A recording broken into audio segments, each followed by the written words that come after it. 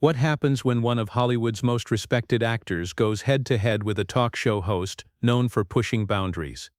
What you're about to witness might just change how you see late-night television. Before we get started, don't forget to hit that subscribe button and leave a comment below. This story may challenge everything you thought you knew. It was a typical Tuesday evening under the glaring studio lights as Michael B. Jordan took his seat across from Jimmy Kimmel. The atmosphere buzzed with anticipation for what many expected to be a routine promotional chat about Michael's latest film. Instead, what unfolded was a sharp reminder of how quickly things can shift when strong personalities meet. So Michael. Jimmy opened with his trademark grin. Familiar. Yet tonight it felt more deliberate. I've got to ask. Social media's been wild lately.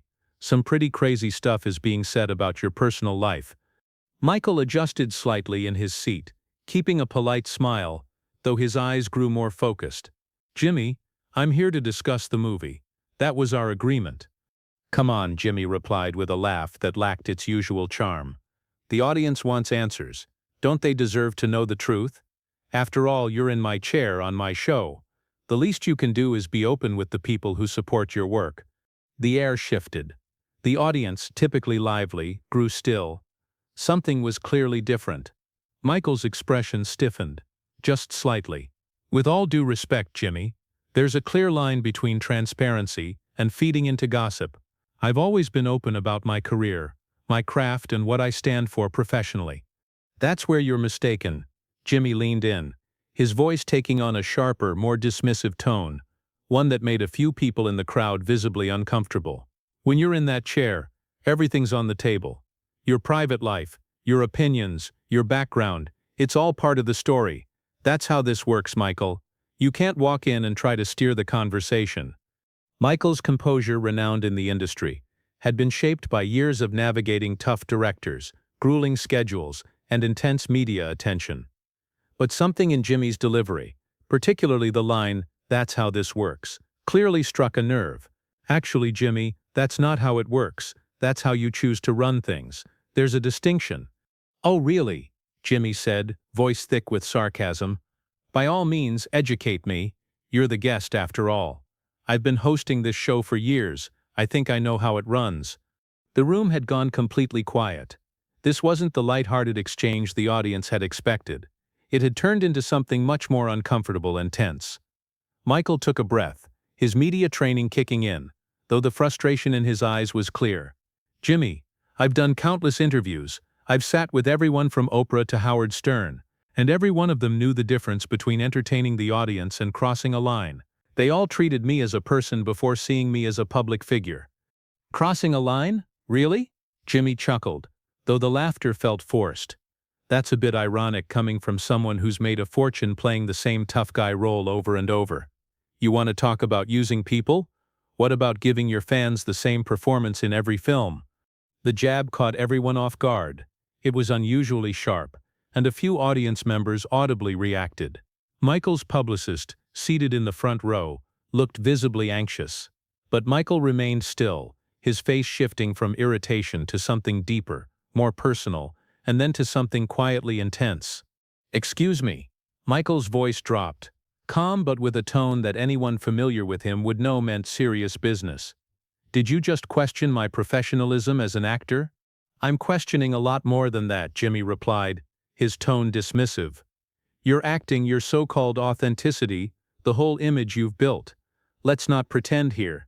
You're sitting there acting like you're this deep artistic soul, when really most people just see you as another Hollywood heartthrob who happened to land a few decent roles. The words sat in the air, heavy and unpleasant. Michael's hands, previously resting loosely on the armrests, slowly curled into fists. The camera crew, sensing the rising tension, adjusted their focus, zooming in to catch every detail of the moment. Jimmy, Michael said, his voice composed but unmistakably sharp. I'd advise you to choose your next words carefully, because right now you're not just insulting me, you're disrespecting every actor who has spent years honing their craft. You're dismissing every person who's worked hard to achieve something meaningful. Oh, please. Jimmy waved his hand dismissively. Don't start preaching. You think a few trophies and a good-looking face make you immune to criticism? This is late-night TV, Michael. If you can't handle real questions, maybe you're better off sticking to comic book roles where everything's nice and predictable. That was the turning point. Michael's composure, polished image, and years of media experience all seemed to waver. He leaned forward slightly, his voice quiet but more impactful than a raised tone. Let me clarify something, Jimmy. Nothing I have came from luck. Every role I've landed, every award I've received, every cent I've earned, was the result of relentless effort, discipline, and commitment that most couldn't handle. I've worked with directors whose understanding of filmmaking goes far beyond your grasp of comedy. Is that supposed to scare me? Jimmy replied, but for the first time, there was a noticeable shift in his tone. You think acting tough works on everyone? This is my platform, Michael, my show, my terms. Your platform? Michael let out a laugh, sharp without amusement. Jimmy, you're not even the funniest person in your own building. You're a middle-aged man whose biggest accomplishment is mocking people who are more skilled, more accomplished, and frankly more relevant than you.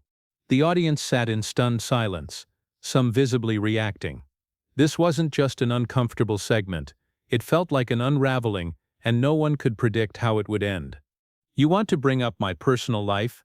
Michael continued, his tone steady but gathering force. Fine, let's talk about yours. Let's talk about how your entire career has been built on being the safe bet. You're the go-to when networks want someone predictable, someone who won't disrupt the status quo or challenge opinions. Jimmy's face reddened, his usual calm demeanor starting to falter. You don't know what you're saying, don't I? Michael replied firmly. I know exactly what I'm saying. You feel threatened by people like me because we take creative risks, we push limits, we make work that has meaning. Meanwhile, you tell jokes written by others, people funnier than you, and speak with guests who are more compelling than you. The cameras caught Jimmy's hand trembling slightly as he reached for his coffee, clearly trying to steady himself and regain control. But Michael wasn't finished yet. You know what, Michael? Jimmy said, his voice wavering as he set his mug down with a bit too much force. Maybe you've been believing your own hype. You're sitting there acting like some profound artist, when in reality, you're just another actor with good looks and a decent agent. Michael tilted his head slightly, studying Jimmy, as if examining something oddly fascinating. Jimmy, is everything all right? Because honestly, this is uncomfortable to witness. Your audience deserves more than whatever this is turning into. My audience supports me, Jimmy snapped back, though his eyes flickered uncertainly toward the crowd, which remained silent and tense. Do they? Michael asked, his tone measured. Because looking at them now, they don't seem amused. They seem uncomfortable, for you. Behind the scenes, Jimmy's producer was motioning frantically for a commercial break, but Jimmy was too caught up to notice. His frustration was becoming more visible by the second, and Michael picked up on it quickly. Do you want to know the real issue here, Jimmy? You're upset that people like me exist. While you spend your nights making safe, predictable jokes about public figures, others are out there telling meaningful stories, creating work that actually makes a difference. Making a difference? Jimmy replied with a sharp laugh, his tone now bitter. You're an actor, Michael. You wear costumes and pretend for a living. Let's not pretend you're solving world problems. And you're a talk show host, Michael responded calmly. But at least when someone watches one of my films, maybe they see a part of themselves they hadn't before. Maybe they walk away inspired. What do they get from your show? Background noise before bed.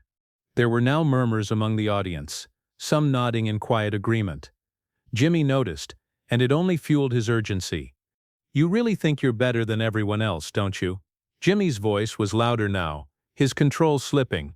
You walk around like you're above it all, like the world owes you something just because you're Michael B. Jordan. Jimmy, I've never claimed to be superior to anyone, but I do know I'm above this, above sitting here while you try to bring me down just to boost your own relevance, above pretending this is quality entertainment when it's clearly not. Michael began to rise from his seat, but Jimmy wasn't ready to let the exchange end. In a moment that would later cast a shadow over his career, Jimmy reached out and grabbed Michael's arm. Sit down, we're not finished. The gesture felt electric, charged with tension. Michael glanced down at Jimmy's hand on his arm, then met his eyes with a look that could stop anyone cold. When he spoke, his voice was low, but firm enough that the entire room strained to hear it. "Jimmy, let go of me. Right now." Something in Michael's tone finally broke through Jimmy's frustration. He let go immediately, but the situation had already escalated too far. A boundary had been crossed, and everyone present felt it. "Did you really just put your hands on me?" Michael asked, his tone calm but unmistakably serious. "Did you try to physically stop me from leaving so you could keep pushing this conversation on national television?" Jimmy's expression shifted as the weight of his action hit him. "Michael, I didn't mean it like that. I was just—" "You were just what, Jimmy?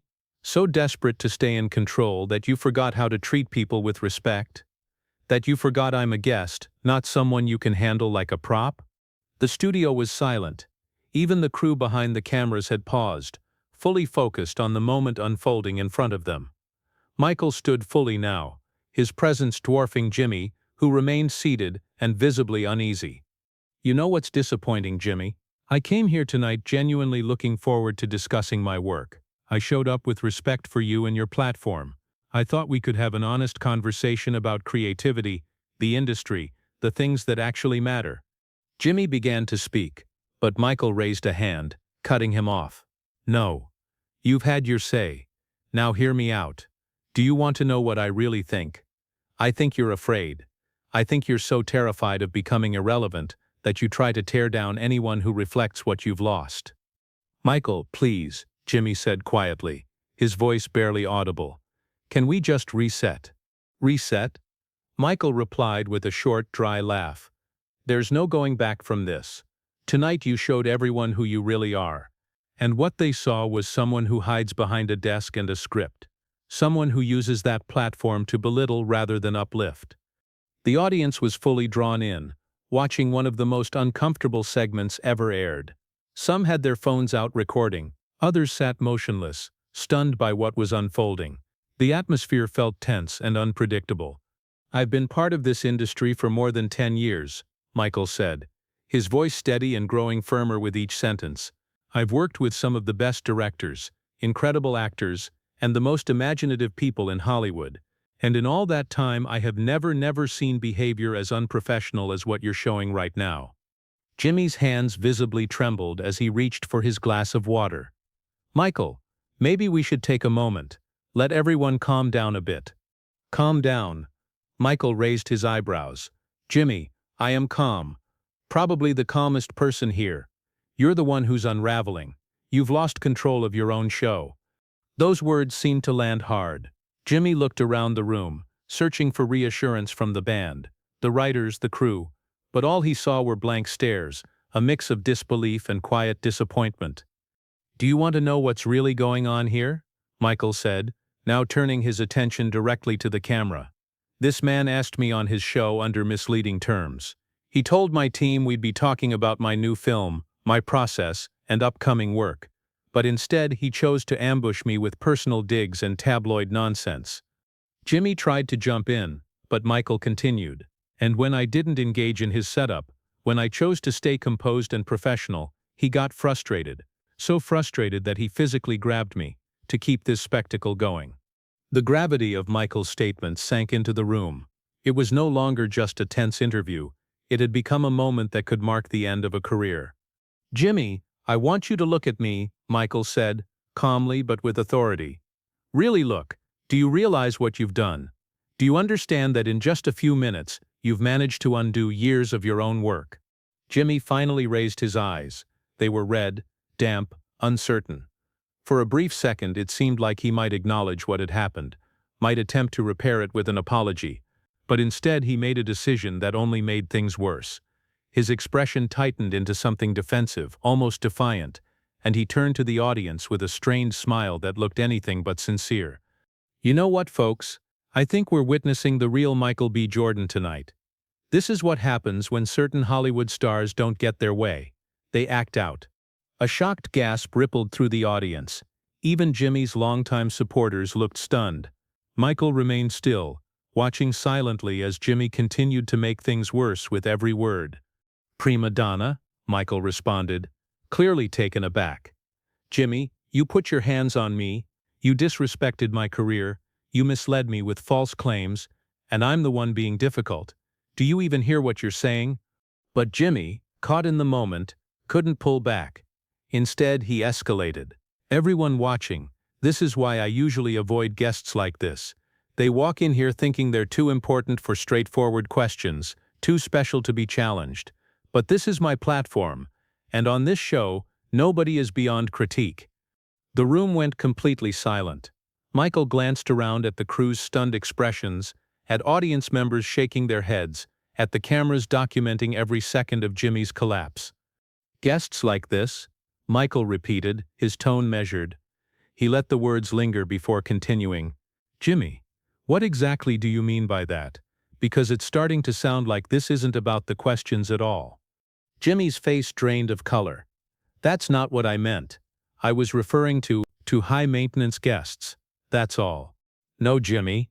That's exactly what you meant," Michael said, his voice steady but firm.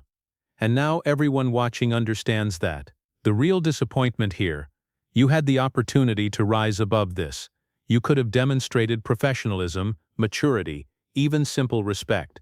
But instead, you chose to reveal who you truly are when the cameras are live." Jimmy was visibly rattled now, his collar damp with sweat, his hands fumbling through cue cards. "Michael, I think you're reading too much into this. We're just having a discussion." "A discussion?" Michael replied with a controlled laugh. "Jimmy, real dialogue requires mutual respect. What's happening here is a host trying to undermine someone he sees as a threat, and that person standing their ground." The band exchanged uneasy glances, the writers avoided eye contact, and the producers were urgently speaking into their headsets. It was clear to everyone that they were witnessing a moment that would be remembered for a long time. "You want to know what I think happened here tonight?" Michael asked, his voice steady and clear across the entire studio. "I think you saw me walk in. Confident, accomplished, respected. And it reminded you of everything you feel you're lacking." "That's not true," Jimmy replied, but his voice was weak and uncertain. "Isn't it? Because from my perspective, this looks like a man so unsettled by his own fading relevance that he's willing to risk everything on live television just to pull someone else down with him." Michael began heading toward the edge of the stage, but Jimmy quickly called after him. "You can't just leave, Michael. We still have 10 minutes left in the segment." Michael turned slowly, his expression showing a mix of disappointment and disbelief. "Watch me. If you walk off this stage, you'll never work in this town again," Jimmy warned, his voice cracking. "I have influence, I know people, I can—" "Enough." Michael's voice cut through the threat with finality. "Do you hear what you're saying? You're trying to damage my career simply because I won't let you mistreat me. You're threatening me for choosing to protect my integrity." The room fell completely silent. A few audience members covered their mouths, others stared wide-eyed.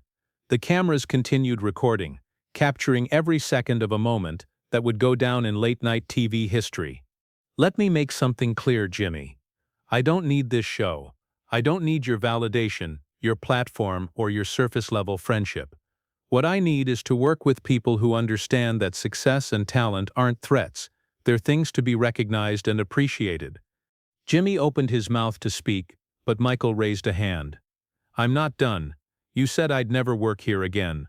But let's be honest, this industry thrives on creativity, genuine talent, and the ability to connect with people. What you've shown tonight is that you're lacking in all of those areas. If anyone's career is in trouble right now, it's not mine."